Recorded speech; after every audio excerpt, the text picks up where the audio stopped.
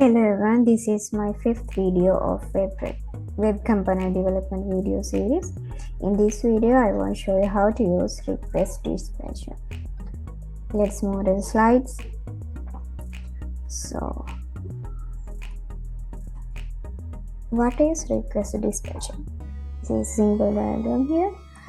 So, the request dispatcher is an interface that comes under package Xdot server. Using this interface, we can give an object in server after receiving the request.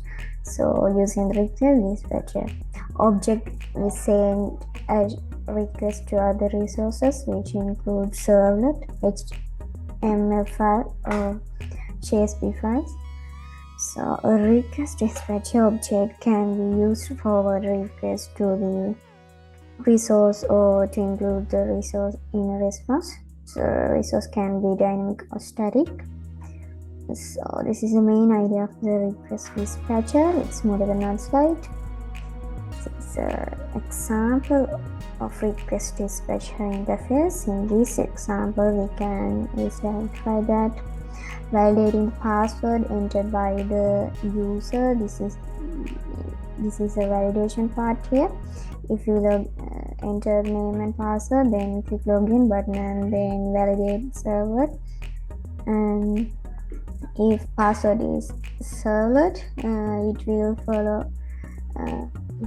forward the request to the welcome server, and otherwise we show an error message. Sorry, username or password error. Then in this program we are checking for hard-coded information, but you can check it database also, that we will see in the development chapter. And also in this example we have created following files: index HTML file, getting input from the user, and login to Java file. Server class for processing the response. If password is server, it will forward the request to the welcome server, and we can create the welcome server to Java files, to server class for displaying welcome messages, and finally we also can create the web.xml files to deployment descriptor file that contains the information about server. So this is the simple example here, and also so this is the end of my presentation. Thank you.